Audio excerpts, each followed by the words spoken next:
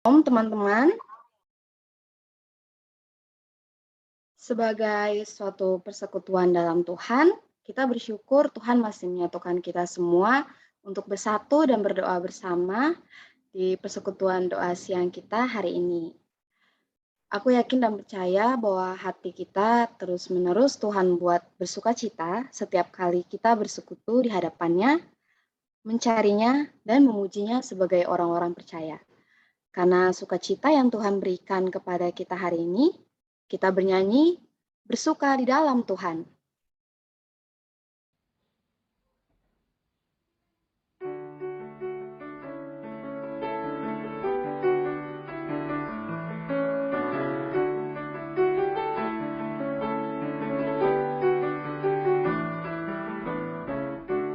Hari ini, hari yang telah dijadikan Tuhan, mari kita bersuka.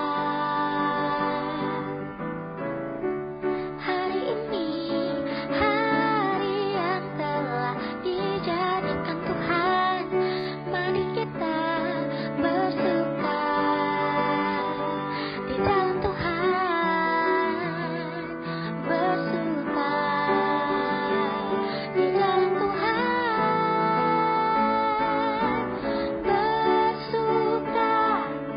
bersuka dalam Tuhan, mari bersuka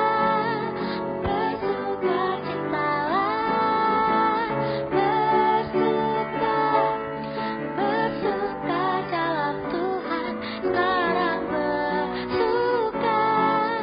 bersuka citalah.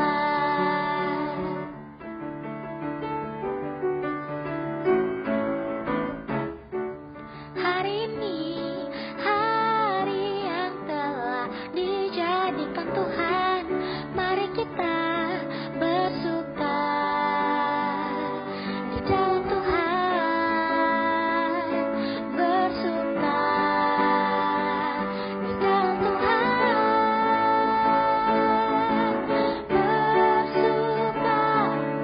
bersuka dalam Tuhan, mari bersuka citalah,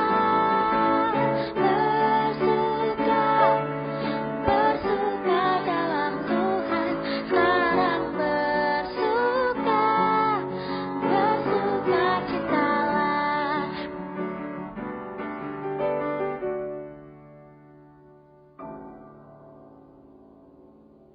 Untuk memulai dosi kita pada hari ini, aku mengajak teman-teman untuk kita bersatu dalam doa, kita berdoa.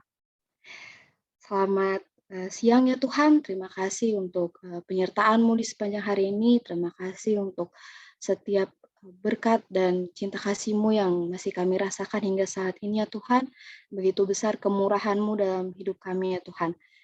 Ya Tuhan, sekarang kami anak-anak-Mu Persekutuan PWFUI bersatu untuk menaikkan doa-doa kami kepadamu. Kami rindu untuk menyerahkan seluruh pergumulan kami di hadapanmu ya Tuhan, berbincang denganmu. Kayaknya Engkau mau melayakan kami ya Tuhan, anak-anakmu yang berdosa ini untuk menghadapmu ya Tuhan. Kiranya Engkau juga mau memberkati hati setiap kami, agar kami dapat bersungguh-sungguh dengan penuh rasa hormat, memuji, memuliakan, dan berdoa kepadamu ya Tuhan. Berkatilah doa siang kami ini ya Tuhan, dan layakkanlah kami untuk berdoa kepadamu. Dalam nama Tuhan Yesus kami telah berdoa, haleluya, amin.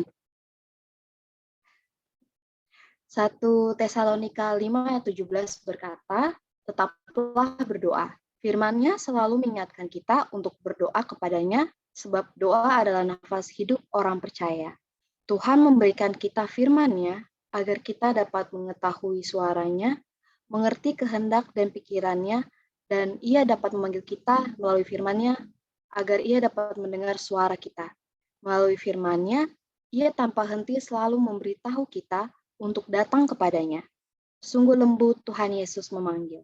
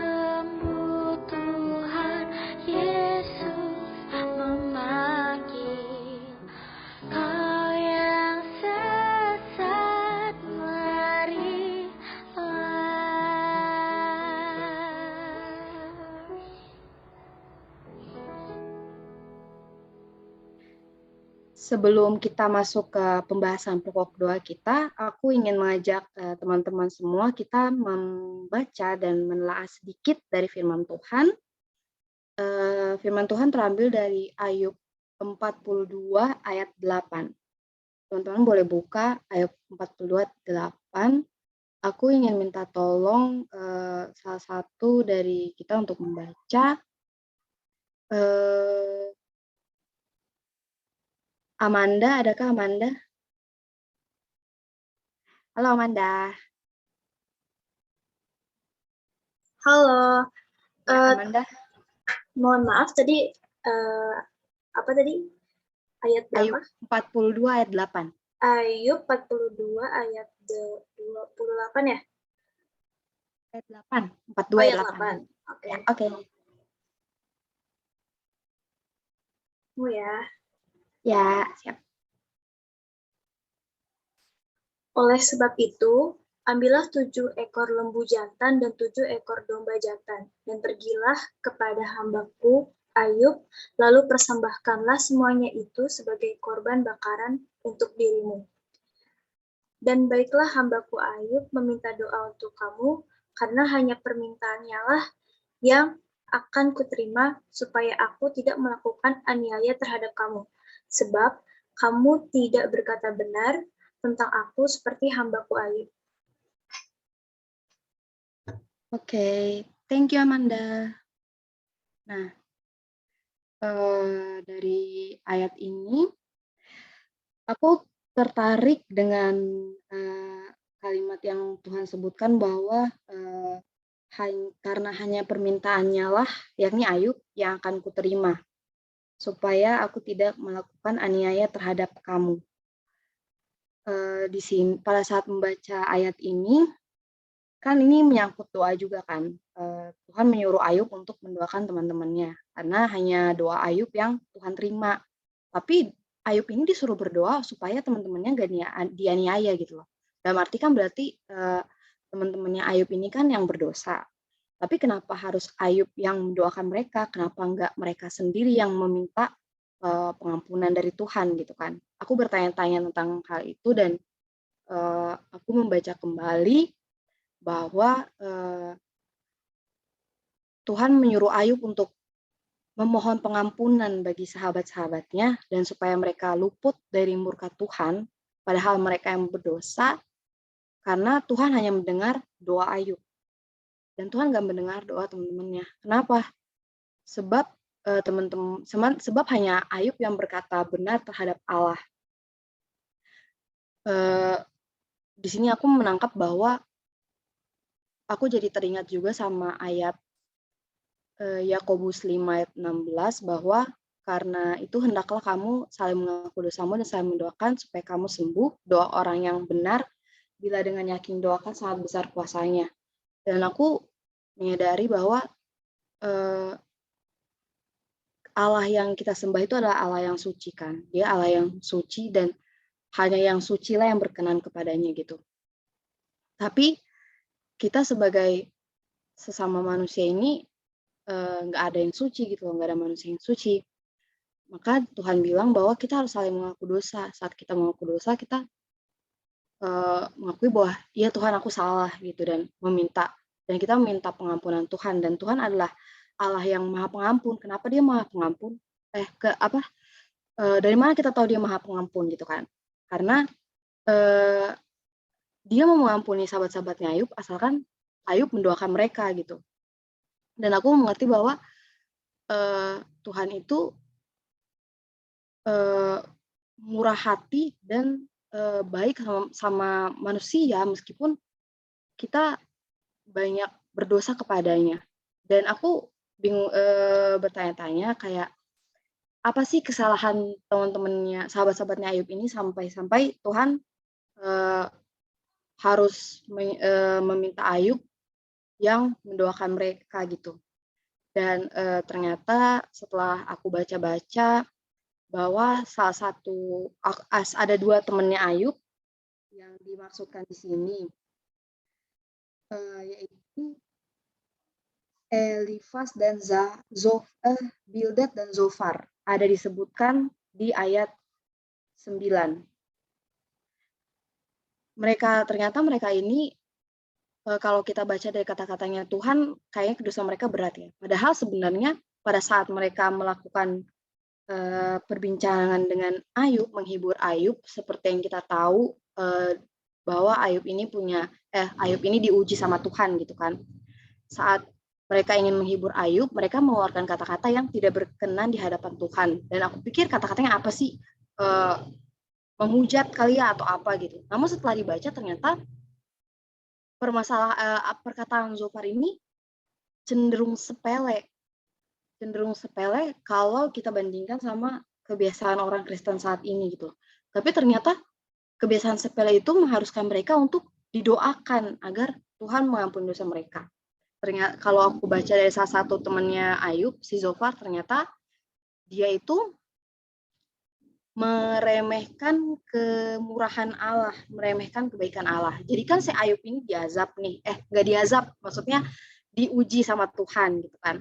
Diuji sama Tuhan, apakah dia masih setia sama Tuhan setelah Tuhan mengambil semua miliknya dan kemudian memberikan dia penyakit dan segala macamnya gitu. Ternyata si Zofar ini ngomong, oh tuh karena lo kena azab. Sebetulnya lo pasti buat salah sama Tuhan, lo buat dosa, makanya lo kayak digituin sama Tuhan gitu. Kalau mau lo harusnya minta pengampunan, bahkan kayaknya dosa lo tuh saking banyaknya sebenarnya nggak sebanding deh.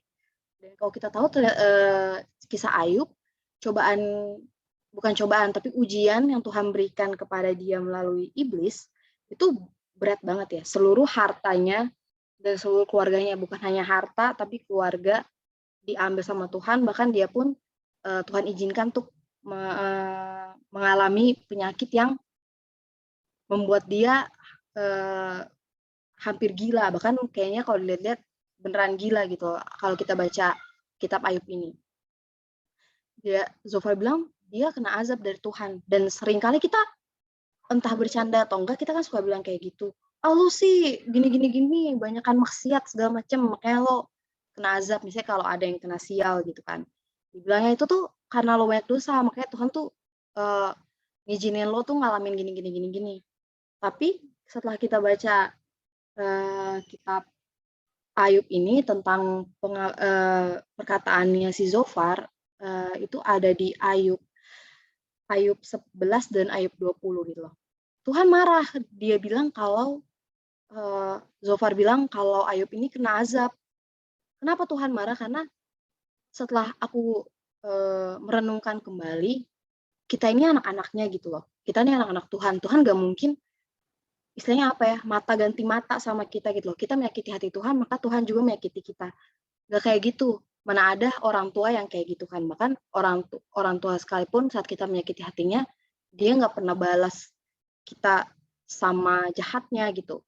Bahkan kalau mau dilihat apa yang Tuhan izinkan terjadi sama Ayub ini parah banget kan, tapi Tuhan bahkan nggak meninggalkan dia gitu. Tuhan masih memberikan dia nafas dan teman-teman untuk menemani dia. Tapi Zofar ini ngomong bahwa seolah-olah Tuhan ini kayak lagi balas dendam sama Ayub karena Ayub banyak dosa sama Tuhan gitu loh.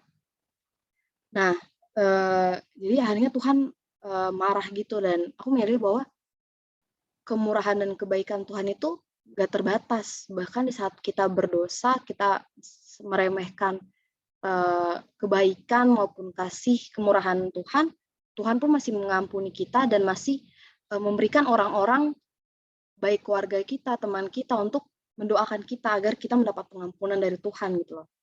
Dan aku mengerti bahwa yang diuji ini Ayub, tapi Tuhan menunjukkan kuasa dan kasihnya tuh bukan hanya ke Ayub aja, tapi ke teman-temannya juga gitu loh. Dan itu menurut aku sesuatu yang luar biasa hanya dari sebuah ujian dan sebuah doa, tapi itu berdampak bukan hanya ke satu orang gitu. Bahkan saat kita membaca kitab Ayub ini, kisah itu juga berdampak buat kita. Lalu apa yang terjadi setelah Ayub mendoakan sahabat-sahabatnya, setelah Ayub minta pengampunan dari sahabatnya gitu, terus apa yang terjadi? Claudio boleh tolong bacain Ayub 42 ayat 10.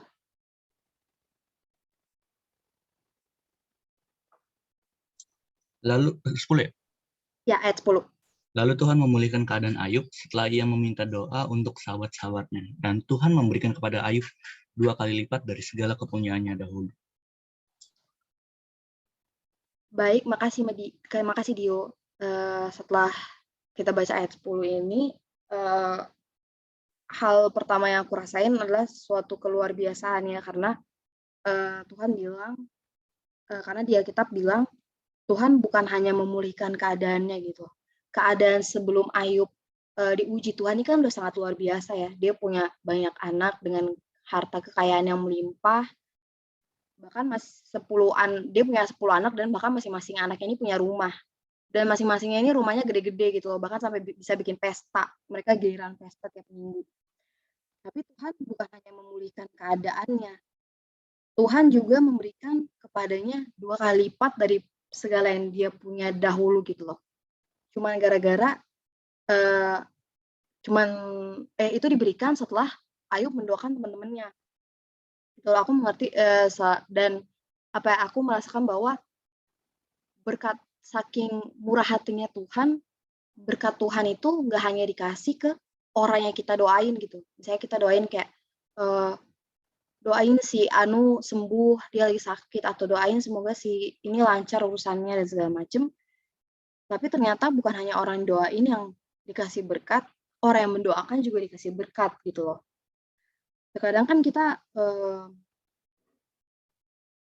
mungkin dari antara kita enggak, tapi aku pernah mendengar beberapa orang Kristen yang kayak mungkin bukan hitung-hitungan sih sama orang, tapi lebih kayak gue tuh ngedoain lo tahu, gue tuh hampir tiap malam atau hampir setiap hari, hampir setiap minggu doain lo. Gue bahkan nggak doain diri gue sendiri, gue tuh doain lo doang saking gue mengasihi lo gitu, entah teman atau pacar atau keluarga saudara gitu. Dan kita terkadang mikir bahwa saat kita mendoakan seseorang, Tuhan tuh nggak merhatiin kita, tapi Tuhan merhatiin doa orang yang kita doain. Atau bahkan kita mikir kayak, nggak apa-apa deh, gue nggak doain diri gue sendiri, yang penting gue doain orang yang lagi butuh doa ini. Padahal sebenarnya Tuhan juga melihat kita gitu loh, karena kita yang sedang bercakap-cakap dengan Dia. Dan bahkan saat kita mendoakan orang, Tuhan memberikan berkat ke kita tuh 2 kali lipat gitu loh. Dari kisah Ayub yang aku baca ini, aku benar-benar merasakan bahwa kemurahan Tuhan itu nggak pernah Tuhan kasih ke satu arah gitu, nggak pernah ke satu orang gitu. Kadang kita suka mikir bahwa kok dia lebih dari gue ya, apa karena gue banyak dosa, apa Tuhan nggak berkenan sama gue, padahal sebenarnya kalau kita merenungkan lebih jauh, berkat Tuhan itu selalu ada untuk setiap orang gitu loh. Nggak hanya ke satu orang aja, dan doa orang benar itu benar-benar besar banget kuasanya, seperti Yakobus 5 ayat 16. Dan kenapa doa, tapi kan di dunia ini nggak ada orang yang benar-benar benar kan. Tapi kalau seperti Yakobus 5 ayat 16 tadi, kalau kita saling mengaku dosa, kita mohon pengampunan dari Allah, dan kita saling mendoakan, doanya itu selalu besar seperti doanya itu adalah doa orang benar gitu. Karena di kalimatnya kan bilang, karena itu hendaklah kamu saling mengaku dosa. Dan itu menurut aku betapa besar kemurahan Tuhan, hanya karena kita mengaku dosa ke Tuhan, maka Tuhan menganggap bahwa kita ini orang yang benar di hadapannya. Kita layak untuk berbincang dengannya gitu loh, Allah yang maha suci. Dan di sini aku juga mendapat sebuah perenungan yang baik terkait wabah ini juga, bahwa jangan memandang segala sesuatu dari sisi negatifnya. Kayak misalnya kalau di kisah Ayub ini kan kayak dari dosa teman-temannya maupun dari masalah yang Ayub hadapin kan. Tapi dan kalau di kondisi kita sekarang dari wabah gitu, jangan hanya memandang segala sesuatu dari apa yang jelek di mata kita, tapi kita harus doakan juga hal itu agar Tuhan tuh mau membuka mata kita untuk menunjukkan bahwa yang datang itu bukan hanya hal baik loh, tapi hanya hal buruk, tapi hal baik juga datang bersamaan dengan hal buruk itu. Dan Tuhan akan bukan hanya menunjukkan, tapi Tuhan juga akan mengalirkan kuasa dan berkat-Nya atas kita, supaya kita mengerti bahwa betapa besar kekuatan doa itu kalau kita benar-benar berserah sama Tuhan. Mungkin itu firman singkat yang ingin aku bagikan, kiranya itu dapat memberkati kita semua yang ada di doa siang hari ini. Amin. Oke, aku mau bahas pokok doa kita pada hari ini. Nah, seperti yang kita semua tahu, kita dari tahun 2021 kali ya, apa 2020 akhir kita udah dikampanyekan dari pemerintah ya, bahwa kita sekarang lagi menghadapi yang namanya new normal gitu loh. New normal ini dibilang normal sebenarnya enggak, tapi normal yang versi baru, new, karena kita melakukan semuanya dengan normal di kondisi yang menurut aku kurang normal ya. Tapi kita dapat bertahan di tengah wabah virus dan dapat beradaptasi untuk menjalani aktivitas sebagaimana biasanya dengan kondisi yang baru. Ini sebenarnya hal yang baru aku sadari juga setelah merenungkan tema wabah penyakit ini, dan apa ya, sebelumnya nggak kepikiran nggak sih di hidup kita kayak nanti di masa depan pas kita sebelum pandemi kita bahkan mungkin jarang atau bahkan nggak pernah kepikiran bahwa bisa nggak sih kita hidup di era yang bukan seharusnya gitu loh. Kayak mungkin kalau membayangkan hidup di tengah zaman zombie, gara-gara nonton film zombie kan mungkin aku yakin beberapa dari kita pernah ya kayak gimana nih kalau ada zombie, gue mau latihan lari gitu dan segala macam. Tapi nggak pernah kepikiran bahwa kita akan hidup di tengah kondisi pandemi kayak semuanya berjalan seperti biasa tapi nggak biasa gitu, situasinya nggak biasa. Dan menurut aku benar-benar luar biasa kuasa Tuhan, karena kita yang nggak pernah kepikiran akan kayak gini, nggak pernah kepikiran bahwa suatu pekerjaan yang biasanya dilakukan di kantor atau di mana tiba-tiba dikerjakan di rumah, sekolah yang kita bertemu langsung dengan guru maupun dosen aja kadang kita ngeblank gitu kan, apalagi online gitu, nggak pernah kepikiran bahwa semuanya akan berjalan seperti ini. Tapi sudah hampir 2 tahun kita menjalani kehidupan yang seperti ini dan kita bisa gitu loh. Bahkan ini udah jadi kayak sehari-hari udah normal meskipun nggak normal, tapi kayak udah normal banget.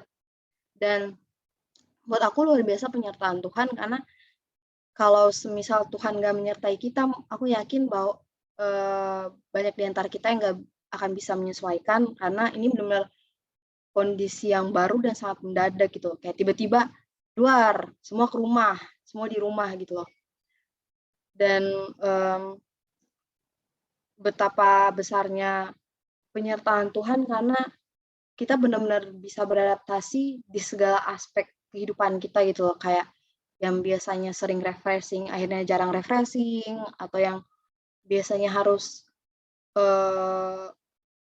bersosialisasi, pokoknya tiap malam harus nongki, harus jalan gitu bareng teman-teman, sekarang di rumah aja atau nongkrongnya online gitu. Aku pikir itu adalah penyertaan Tuhan yang sangat luar biasa, karena kita bisa membuat hal yang bisa menjalani kehidupan yang gak normal jadi normal gitu. Boleh next? Oke. Dan hal yang kedua yang pengen aku syukuri adalah ada berkat Tuhan yang datang bersama dengan wabah penyakit ini. Berkat Tuhan yang aku lihat setelah aku renungkan ternyata banyak banget ya. Yang pertama ilmu kedokteran. Ini yang paling kita lihat banget perbedaannya, bahwa ilmu kedokteran sekarang itu berkembangnya cepat banget gitu. Kalau misalnya kalau varian-varian baru Omikron gitu, atau kemarin-kemarin beta, alpha, beta, delta gitu. Kayak misalnya kasus ada baru 1 orang nih yang kena kasus pertama di dunia kan, misalnya di Inggris gitu. Itu hari ini ditemukan di Inggris, besoknya tuh udah diumumkan variannya, kayak, "Ini ada varian baru loh namanya ini," gitu. Dan kayak, oh, ternyata berkembang cepat ya. Dulu tuh kalau yang aku searching HIV/AIDS itu kayak butuh sekitar 10 tahunan untuk diidentifikasi ini penyakit apa, gejalanya, penyebarannya, dan kemudian apa obatnya, ada atau enggak gitu. Tapi Omikron ini langsung kayak Omikron maupun data apa dan segala macam variannya langsung kayak, "Oh ini tuh variannya ini, menyebarnya gini, lebih cepat menyebar atau lebih lambat menyebar." Kayak, wah mereka tiba-tiba kayak jadi pinter banget nih dokter-dokter nih, peneliti-peneliti. Dan aku merasa, wah ini perkembangannya cepat, perkembangan ilmu kedokteran tuh benar-benar luar biasa gitu.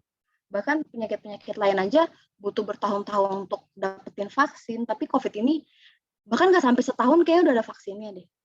Dan aku merasa bahwa, itu satu hal yang kita syukuri karena kalau misalnya nggak ada pandemi ini, belum tentu ilmu kedokteran tuh akan, berkembang secepat ini karena aku pikir tuh juga mungkin desakan ya, kayak, desakan agar semuanya bisa pulih kembali, jadi hanya mereka kayak lebih dokter-dokter dan peneliti ini bekerja lebih lebih giat gitu ya.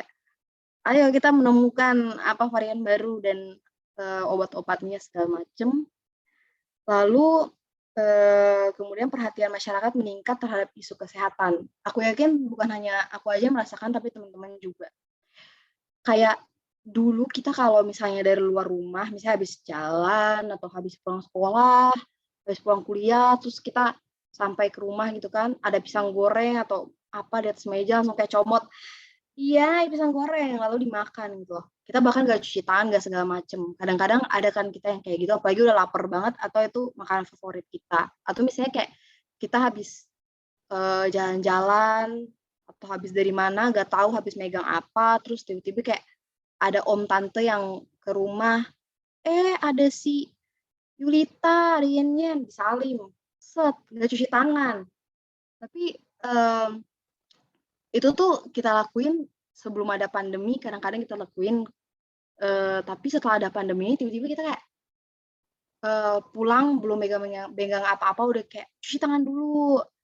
Terus juga dulu mungkin ada saudara kita yang anak kecil atau anak bayi kan rentan tuh, biasanya kita kayak langsung main, uyel-uyel pipinya atau main gendong-gendong, tapi sekarang kita kayak, "Cuci tangan dulu," gitu-gitu. Kita lebih aware terhadap, isu kesehatan setelah adanya pandemi ini dan menurut aku itu, sesuatu perubahan yang drastis banget, perubahan yang baik dan, aku syukuri banget karena kalau nggak ada pandemi ini belum tentu kita akan se-aware itu. Kalaupun kita akan aware, itu butuh waktu yang lama karena, eee, edukasi mandiri ke diri masing-masing itu nggak semua orang bisa dan nggak semua orang mampu melakukan itu, gitu loh. Didukung untuk melakukan itu tuh nggak semua orang bisa, tapi pandemi kan siapapun dari status sosial apapun, mau umur berapapun, dididik untuk hidup lebih higienis dan sehat gitu kan. Nah, eee, kemudian hal yang disyukuri adalah ini aku bertanya sama banyak orang dan jawabannya sama, yaitu waktu bersama keluarga jauh lebih terasa. Dan ini aku merasakan juga sih kayak, kita lebih sering di rumah, meskipun ada banyak, hal-hal yang eee, ya biasa namanya keluarga pasti ada cekcok-cekcoknya nggak sih? Tapi, eee, kita punya banyak waktu dengan keluarga yang banyak momen, banyak hal yang mungkin kalau misalnya keadaan seperti normal, keadaan seperti semula, kita nggak mungkin mengalami itu bersama keluarga gitu loh. Dan setelah aku pikir kayak, "Oh iya ya, aku di rumah tuh, gini sama keluargaku, kayaknya kalau masih online apalagi, yang rumahnya kalau misalnya kuliah, nggak tinggal di rumah, ngekos atau gimana, banyak momen yang hilang gitu loh dan kayak, apa ya, momen itu nggak mungkin pengen aku tukar dengan kehidupan bukan nggak mau hidup normal lagi kayak dulu-dulu, tapi, itu momen yang aku syukuri gitu loh dan nggak mungkin rela aku hilangkan demi, apa ya, supaya hidup supaya hidup nggak seperti di pandemi gitu loh. Dan menurut aku itu suatu hal yang sangat patut disyukuri karena banyak ada juga orang-orang yang mungkin keluarganya selama di pandemi ini ada yang meninggal gitu, dan apa ya, kalau misalnya nggak ada pandemi mungkin mereka nggak bisa ngelihat keluarganya, misalnya kayak mereka lagi kebetulan di rumah atau di kampung halaman dan keluarganya ada meninggal, pas banget mereka lagi di sana. Mungkin kalau misalnya nggak pandemi mungkin bakal susah gitu. Terus juga perkembangan teknologi yang semakin baik ya. Kita nggak pernah membayangkan bahwa kita akan menerima kuliah lewat Zoom gitu, nggak akan kebayang. Wisuda online aja nggak kebayang gitu kan, tapi perkembangan teknologi itu benar-benar cepat banget, kayak kita dipaksa untuk memanfaatkan teknologi yang ada, dan akhirnya kayak semuanya serba teknologi. Mungkin yang dulunya agak gaptek, sekarang dia lebih canggih dalam menggunakan teknologi. Itu ada juga hal yang mungkin kita nggak akan dapetin, dan mungkin akan lama atau susah kita dapetin seandainya pandemi ini nggak terjadi gitu. Dan berbagai kesempatan yang didapatkan sama pandemi. Ini aku melihat dari sosial media yang mana ada orang yang bisa magang sampai di 3 tempat dalam satu waktu karena online, atau ada orang yang bisa ambil study exchange di 3 negara sekaligus, di 2 negara sekaligus karena lagi online gitu loh. Kesempatan-kesempatan yang seperti itu yang nggak mungkin kita dapetin seandainya pandemi nggak terjadi gitu loh. Dan ternyata banyak hal yang bisa kita syukuri. Jadi bukan kalau kita menghitung berkat Tuhan, ternyata banyak hal yang bisa justru lebih banyak hal baik yang terjadi daripada hal buruk kayak gitu. Well, next. Nah, dan hal yang ingin aku syukuri terakhir, aku mau ajak teman-teman untuk bersyukur adalah persekutuan Kristen bisa terus berjalan dengan baik dan tidak hilang dengan berbagai rintangan yang ada selama wabah terjadi. Dulu pada saat keadaan masih normal, mungkin angkatan 19 masih merasakan kayak jangankan dosi PJ aja tuh udah dikit yang datang gitu, maksudnya nggak banyak orang yang datang. Padahal PJ itu kan kalau kita tatap muka gitu kan di kampus kan ketemu tuh banyak anak-anak PO. Jadi kalau mau ngelak udah nggak bisa, keburu ketemu dan keburu diajak doa, keburu diajak ibadah. Jadi kayak nggak bisa mengelak gitu, kayak nggak datang udah nggak kayak pengen menolak datang tapi dia udah lihat muka gue, tapi datang males, ya udah datang deh gitu kan. Itu pun juga nggak banyak, apalagi online gitu loh. Tapi ternyata tetap masih ada persekutuan Kristen gitu. Entah orangnya sedikit atau banyak, persekutuan Kristen masih tetap ada dan masih tetap berjalan, dan menurut aku tuh luar biasa banget karena kalau kita melihat ke belakang di keadaan normal aja, orang tuh ibadah tuh dikit gitu loh. Nggak sebanyak itulah. Apalagi online, di pikiran aku, wah kayaknya nih malah nggak akan ada yang datang gitu. Tapi ternyata ibadah PJ maupun dosi masih tetap berjalan gitu loh. Dan itu aku bersyukur banget bahwa persekutuan Kristen tuh nggak semudah itu menghilang, meskipun kita punya banyak cobaan yang kayaknya mungkin untuk beberapa orang yang kurang beriman memecahkan mental ya, kayak ibadahnya nggak ada yang datang, ya udah kita nggak usah bikin ibadah kayak gitu. Banyak persekutuan Kristen yang aku lihat kayak gitu, tapi banyak juga persekutuan Kristen yang masih bertahan, dan itu adalah suatu hal yang patut kita syukuri karena kita bisa melihat betapa besar kuasa Allah yang terjadi. Boleh next. Nah, sekarang kita masuk kepada permasalahan. Setelah bersyukur, mari masuk pada masalah. Ini aku menyertakan beberapa screenshot, bahasanya kayak Bekasi, beberapa screenshot dari berita-berita, ini baru ya, berita baru ya, bukan tahun 2020, 2021, tapi ini 2022. Kita bahkan belum ada 4 bulan di 2022. Tapi berita-berita kayak gini tuh udah ada. Dinas Pendidikan DKI terima aduan masih banyak sekolah memaksa murid ikut PTM. PTM yang dimaksud ini PTM 100% ya, maksudnya baik jam belajar mengajar maupun jumlah siswa yang mengikuti kegiatan belajar mengajar tuh normal, nggak ada yang dikurang-kurangi, nggak ada ceritanya masuk 50% atau cuma sekolah setengah hari, itu nggak ada, benar-benar normal. Bayangkan di keadaan yang nggak normal ini semuanya dipaksa menjadi normal. Wah, bahkan ada sekolah yang demo. Aku baru lihat kemarin sih di Twitter, di base julid, ada sekolah yang demo murid-muridnya, tetapi aku bersyukur bahwa murid-murid ini masih dikasih hikmat sama Tuhan, makanya mereka bisa mengadu, membuat aduan baik orang tua murid maupun si muridnya nih ada yang masih berhikmat, sehingga mereka bisa melakukan aduan dan akhirnya mengajukan aduan dan akhirnya ada berita kayak gini. Jadi kita tahu apa yang sebenarnya terjadi di luar sana gitu. Dan ini adalah apa ya? Kita memang dipaksa untuk hidup beradaptasi dengan keadaan sekarang, tapi ini sangat-sangat terlalu amat beradaptasi dan cenderung ingin hidup bersama virus ya. Aku melihatnya kayak gitu. Dan apa ya? Ini orang-orang yang mengelola sekolah ini kan orang dewasa ya, tapi kenapa mereka nggak bisa berpikir selayaknya orang dewasa yang harusnya lebih berhikmat gitu loh. Dan orang-orang ini apa ya? Karena mereka terlalu beradaptasi dengan keadaan sampai akhirnya memaksa merugikan orang lain gitu loh dengan pikiran-pikiran mereka yang tidak berasal daripada Tuhan gitu. Dan aku pengen banget supaya kita semua doain ini untuk supaya kita meminta hikmat daripada Tuhan buat orang-orang seperti ini di luar sana agar pemikiran-pemikiran mereka yang jahat ini, aku menganggap ini jahat karena ini merugikan orang lain ya.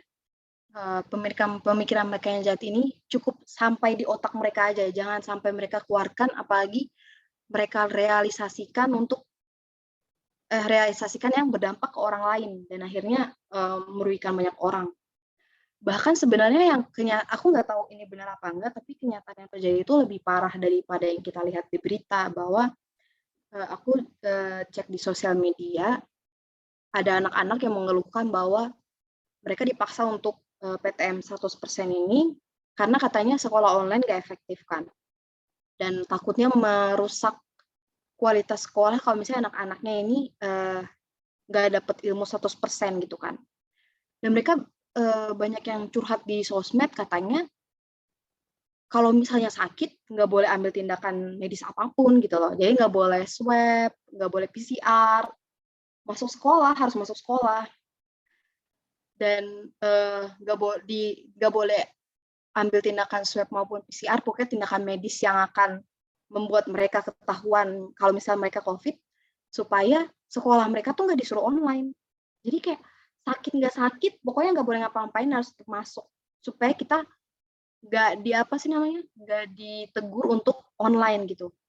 Dan kalau misalnya kamu sakit atau misalnya ada yang sakit gitu, misalnya teman sekelasnya ada yang positif COVID nih, nggak boleh kasih tahu siapa-siapa, pokoknya ini rahasia internal kita supaya sekolah kita nggak disuruh online. Wah, itu parah banget sih, kayak mau aku bilang gila juga kayaknya kasar kata-katanya, tapi ya emang kayak gitu. Dan orang-orang yang bertindak semaunya tanpa hikmat dari Tuhan ini merugikan banyak orang gitu, dan memperparah keadaan yang harusnya kita beradaptasi agar mampu menjalani kehidupan dengan baik dan kemudian siap untuk membuat pandemi ini berakhir, malah jadinya beradaptasi supaya pandemi ini terus terjadi gitu, kayak mari kita hidup bersama virus karena udah terlanjur. Aneh banget nih. Sekolah-sekolah ini butuh, dan mungkin yang kita lihat di sosial media maupun di berita online ini hanya sekolah, tapi aku yakin bahwa selain sekolah banyak banget sebenarnya tempat-tempat, baik tempat belajar maupun tempat bekerja yang melakukan hal yang sama kayak gini, tapi hanya nggak ketahuan aja gitu. Boleh lanjut? Nah, setelah itu, ini adalah hal yang aku pikir nggak semua persekutuan Kristen maupun gereja-gereja pikirkan untuk didoakan. Ini adalah contoh beberapa screenshot dari kalau teman-teman bisa baca, tapi kayaknya tulisannya kekecilan, mungkin maksudnya ke teman-teman tolong maklumi. Jadi ada beberapa contoh wabah yang terjadi di dunia yang aku screenshot dari situs Kemenkes. Beberapa wabah yang terjadi di dunia ini ternyata bukan beberapa, tapi semua itu disebabkan oleh virus.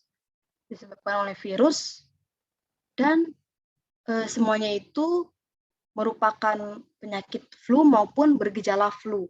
Sama kayak COVID ini juga bergejala flu, karena memang flu itu adalah suatu penyakit yang menular dan cepat gitu menularnya. Dan beberapa flu ini, kalau kita lihat flu Spanyol ini adalah flu yang paling di internetnya sih dibilangnya wabah penyakit paling parah sepanjang sejarah dunia sebelum ada COVID. Sebenarnya kalaupun nggak, ya kayaknya bahkan dia lebih parah daripada COVID karena dia memakan korban jiwa sangat banyak. Kalau teman-teman lihat ada 500 juta orang menjadi korban, dan itu korbannya korban meninggal, bukan korban terinfeksi tapi sembuh gitu. Itu korban meninggal, karena bisa dimaklumi juga bahwa itu terjadi di zaman dahulu kala ya, tahun 1900-an, sekitar abad 19, abad 20, yang menyebabkan yang mana ilmu kedokteran tuh belum oke banget gitu. Jadi akhirnya mereka belum tahu gimana menangani yang benar-benar bisa sembuh dan gak menular ke orang lain. Akhirnya banyak orang yang meninggal. Dan kalau teman-teman lihat itu flu ini adalah flu H1N1, flu Spanyol.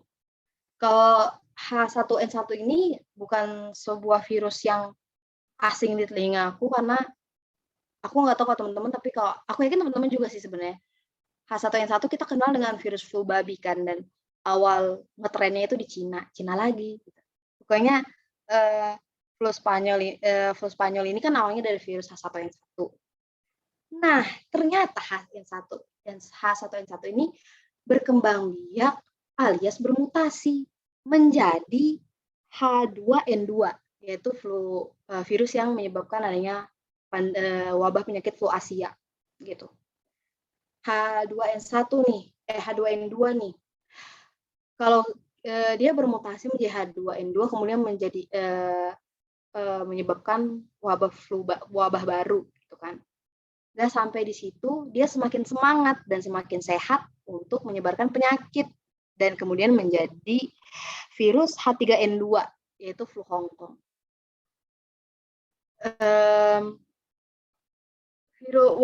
Virus-virus ini ternyata setelah aku baca dan tanya teman-temanku yang sekolah di bidang kedokteran, virus itu akan terus bermutasi gitu loh. Tapi bedanya apakah setelah dia bermutasi, dia menjadi lebih kuat dan lebih mudah menular dan lebih parah gejalanya atau enggak, itu yang menjadi pertanyaannya. Tapi dia akan tetap terus bermutasi gitu. Dan H3N2 ini bermutasi lagi menjadi, dia nggak bermutasi. Dia ada lagi nih virus H1N1, tapi kemudian disebut sebagai flu babi. Nah, flu babi ini yang aku tahu gitu, dan ngetren dan pertama ada kasusnya itu di Cina. Dan aku menyadari bahwa yang kita tahu juga virus COVID-19 ini dia bermutasi, awalnya virus COVID-19 yang ada di Wuhan, dan kemudian setelah menyebar dia menjadi varian Alpha. Varian Alpha. Kemudian setelah itu varian Alpha ini bermutasi menjadi Beta, dan setelah Beta dia bermutasi lagi menjadi Delta, dan setelah menjadi Delta dia bermutasi lagi menjadi Omicron, dan aku baca di mana gitu, dia ada mutasi lagi dan ditemukan kasus pertamanya di Inggris, tapi aku lupa judul judul nama varian barunya apa, tapi dia menular juga ke hewan kalau nggak salah. Penularannya bisa lewat hewan. Dan aku cukup mungkin kalau di zaman dahulu di tahun-tahun sebelumnya kita nggak terlalu mementingkan, tapi kayak kalau virus bermutasi ya udah bermutasi gitu. Tapi sekarang menjadi suatu hal yang sangat diperhatikan karena setiap kali virus bermutasi itu kayak Omikron tuh sekali kena banyak yang kena gitu loh. Dan kalau udah banyak yang kena, keadaan pandemi ini akan tetap terus berjalan seperti ini gitu loh. Kita nggak ada yang mau lagi virus-virus ini bermutasi dan terus menjadi lebih kuat dan menyerang orang-orang gitu loh. Apalagi kita divaksin itu dengan vaksin yang diteliti oleh virus COVID sebelumnya, virus COVID awal gitu. Karena vaksin ini kan udah ada dari awal. Vaksin ini dibuat dengan meneliti virus COVID yang ada di awal-awal, bukan varian-varian selanjutnya. Belum ada kan virus yang diteliti dengan varian Omikron gitu. Setahu yang aku baca belum ada. Dan virus-virus ini terus bermutasi dan menyebabkan wabah-wabah baru gitu loh. Dan aku ingin kita semua berdoa semoga virus ini nggak bermutasi semakin kuat. Kalaupun dia bermutasi ya semoga mutasinya itu adalah virus yang kita kebal gitu loh. Kebal dalam arti bahwa saat dia kena ke kita resiko penularannya rendah dan kemudian kita nggak akan mengalami gejala yang berat. Entah vaksin ataupun enggak, yang penting virusnya ini jangan sampai menjadi wabah baru kayak gitu. Oke, lanjut. Yang terakhir, kita akan mendoakan untuk pandemi ini agar dapat selesai dengan baik, karena yang tadi aku bilang, setelah selesainya satu wabah, virusnya bermutasi dan kemudian menciptakan wabah baru. Dan kemudian ini ada screenshot dari ini virus yang pertama itu sebelah kiri, virus Ebola. Dan aku sebenarnya kemarin penasaran kan bahas sama temanku, jadi salah satu temanku yang kuliah di salah satu universitas di Manado, mereka disuruh PTM 100%, dan kemudian aku bilang, tapi kan ini kita ada varian baru kan, Omikron kan, kalau misalnya kamu kesana terus kena Omikron gimana?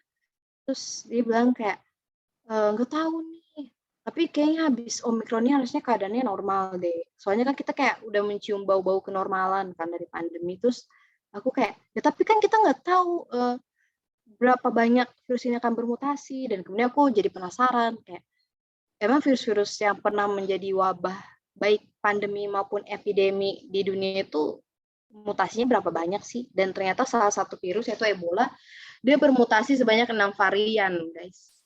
Wow, kita aja belum sampai 6. Semoga jangan sampai 6. Dan kemudian ada wabah Black Death atau maut hitam. Black Death ini wabah yang dia waktunya tuh nggak begitu lama. Wabah pertamanya sih itu terjadi 4 tahun ya. Gimana nih? Aku udah nggak bisa baca. Pokoknya dia berjalannya sama 4 tahun. Setelah wabah ini selesai, dia disebut Black Death karena dia menyebar ke seluruh Eropa. Tapi menyebarnya tuh bertahap gitu. Kalau kita COVID ini kan sekali kena ke seluruh dunia. Kalau dia menyebarnya bertahap di Eropa, pertama di tempat awalnya tuh 4 tahun. Kita bahkan COVID baru 2 tahun gitu. Dia 4 tahun, kemudian setelah sembuh, dia menular lagi ke Italia selama 1 tahun, lalu ke Moskow dan ke berbagai negara, ada di London juga, itu masing-masing satu tahun gitu loh. Jadi yang harusnya kayak pandeminya selesai, epideminya selesai, kemudian menjadi epidemi di negara lain, dan akhirnya menjadi pandemi gitu. Jadi kalau dilihat kayak wabahnya itu sebenarnya bukan selesai 4 atau 1 tahun, tapi jadinya bertahun-tahun gitu loh kalau dilihat dari timeline yang dibuat. Ini Wikipedia ya guys. Timeline yang dibuat itu dari tahun 1300 46 sampai 1353. Berapa tuh? 7 tahun. 7 tahun terjadi. Dan aku ingin kita semua mendoakan agar COVID itu nggak kayak gitu. Jadi kayak selesai pandemi ini kemudian muncul varian baru. Ini kan COVID-19 karena ditemukan tahun 2019. Aku nggak pengen ada nanti terjadi COVID-25 atau COVID-27, COVID-26. Semoga Tuhan memberikan kuasanya agar hal itu nggak terjadi. Dan akhirnya nggak ada pandemi lanjutan dan segala macamnya atau pandemi baru. Semoga saat pandemi ini selesai dengan baik, dalam arti nggak ada lagi pandemi susulannya, ataupun nggak ada lagi virus-virus mutasi baru yang berpotensi untuk menjadi wabah lagi gitu, entah epidemi maupun pandemi. Nah, mungkin itu hal-hal yang pengen aku ajak teman-teman untuk doakan. Seringkali dalam kita berdoa, kita hanya fokus kepada keinginan kita, dan bahkan terkadang kita akan benar-benar bersungguh-sungguh berdoa bila kita mempunyai pergumulan atau keinginan yang sangat kita inginkan agar Tuhan kabulkan. Namun kita lupa bahwa doa sesungguhnya adalah saat kita berbicara dengan Tuhan, yang mana kita lebih butuh kehadiran Tuhan di tengah kita. Seringkali kita lupa bahwa dalam berdoa yang sebenarnya kita butuhkan bukan hanya agar Tuhan mengetahui keinginan kita, tetapi juga adanya Tuhan bersama kita saat kita bercakap dengannya. Mari kita bernyanyi, mampirlah dengar doaku.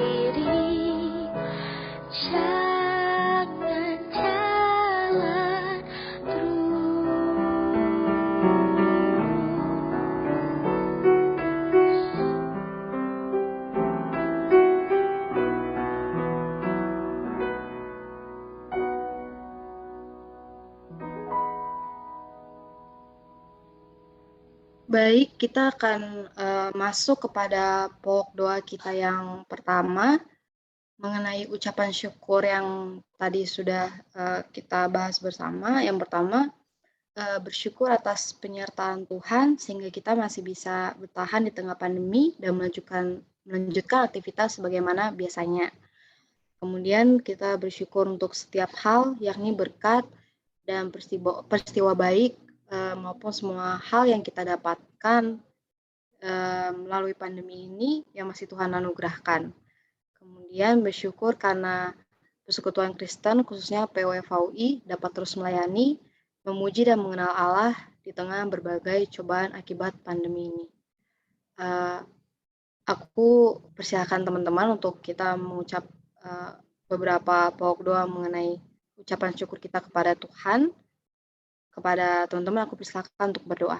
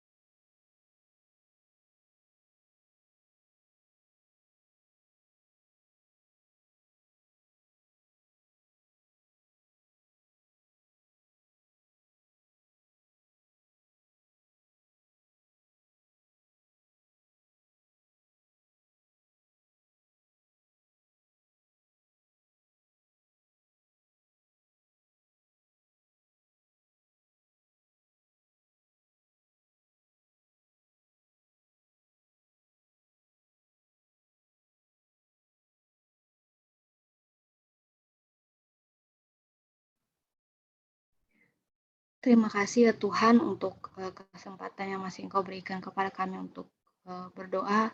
Kami menyerahkan seluruh ucapan syukur kami ini kepadamu ya Tuhan. Kiranya Engkau mau menerima ucapan syukur yang kami naikkan kepadamu ya Tuhan. Secara bersama-sama ini ya Tuhan.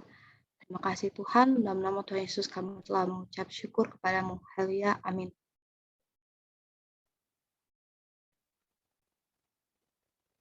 Komunikasi kita dengan Tuhan melalui Alkitab dan doa memberikan kita perasaan bahwa Allah ada bersama dengan kita. Ia memberikan sukacita dan kelegaan kepada kita melalui setiap percakapan yang kita lakukan dengannya saat kita menaikkan doa padanya. Saat kita mencari Tuhan, berdoa untuk bersyukur kepadanya, di saat itulah Tuhan menunjukkan betapa besar kasih-Nya kepada kita, dan saat kita bersukacita karenanya, Ia pun turut bersuka karena kita. Mari kita puji Dia, kita nyanyikan Tuhan Allah di tengah kita.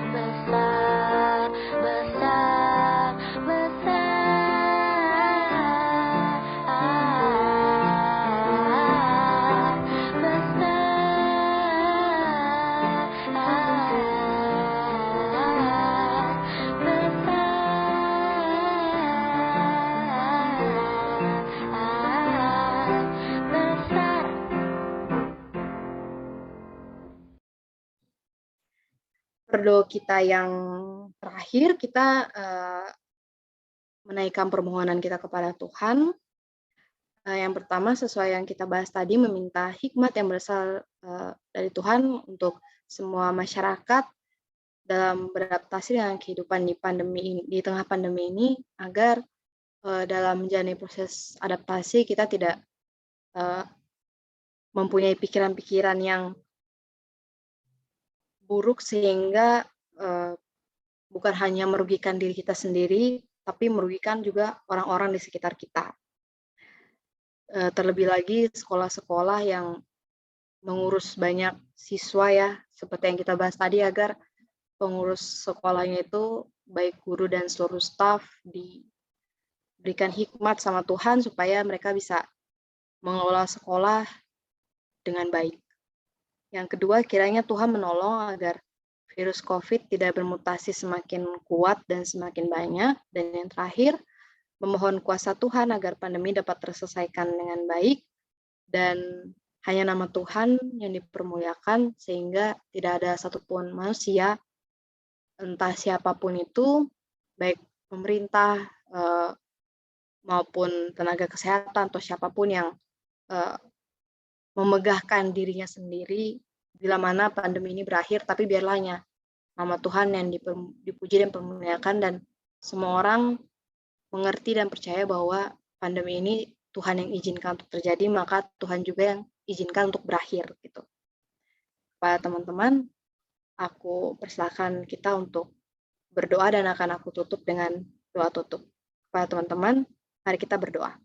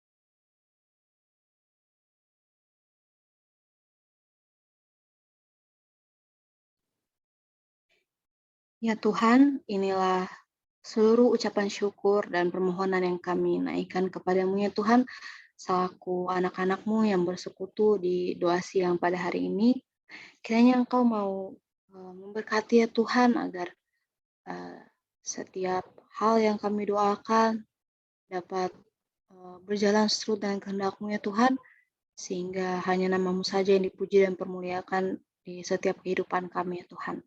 Kiranya Engkau mau menerima doa-doa kami anak-anak-Mu yang berdosa ini ya Tuhan, agar kami bisa dapat terus mendoakan setiap orang maupun setiap hal yang terjadi di kehidupan kami ya Tuhan, dan menyerahkan semuanya ke dalam tangan dan kuasa-Mu ya Tuhan. Ya Tuhan, ampunilah segala dosa yang telah kami perbuat ya Tuhan, yang menyakiti hati-Mu maupun hati sesama kami, dan ampunilah juga segala kesalahan orang-orang yang ada di sekitar kami ya Tuhan. Ya Tuhan, kami menyerahkan seluruh doa kami ini kepadamu ya Tuhan, biarlah hanya kasih dan karunia-Mu yang terjadi di setiap pergumulan yang kami lakukan ini, dan biarlah apapun jawaban-Mu atas setiap doa yang kami naikkan ya Tuhan, biarlah kami yakin dan percaya bahwa semuanya itu adalah wujud nyata dari kasih dan karunia-Mu, dan biarlah kami dapat selalu berserah kepada kuasa-Mu ya Tuhan. Terima kasih Tuhan Yesus. Dalam nama Tuhan Yesus kami telah menyerahkan setiap doa kami. Berkatilah setiap kami yang hadir maupun yang tidak hadir di doa siang hari ini. Berkati setiap persekutuan kami ya Tuhan, agar biarlah kami dapat selalu layak di hadapan-Mu untuk memuji dan memuliakan nama-Mu serta bersekutu bersama kepadamu ya Tuhan. Dalam nama Tuhan Yesus kami telah berdoa di doa siang hari ini. Jaga sertai dan berkati kami selalu ya Tuhan di setiap kegiatan yang kami lakukan. Terima kasih ya Tuhan, dalam nama Tuhan Yesus kami telah berdoa. Haleluya, amin. Doa siang kita pada hari ini telah selesai. Selanjutnya aku serahkan kepada pengurus. Oke, terima kasih Dian telah memimpin doa siang kita pada tanggal 10 Maret 2022. Jadi di sini pelayan doa siang ada MC yaitu Dian Rida dari angkatan 2019, pemusik Wilson Matthew dari angkatan 2020, dan singer ada Eleonor Salonita dari angkatan 2019. Mungkin teman-teman bisa memberikan ucapan syukur juga atas pelayanan yang diambil oleh teman-teman pelayan pada hari ini di kolom chat ataupun reaction. Oke, terima kasih teman-teman untuk udah hadir di doa siang hari ini. Sampai ketemu di doa siang selanjutnya. Dadah.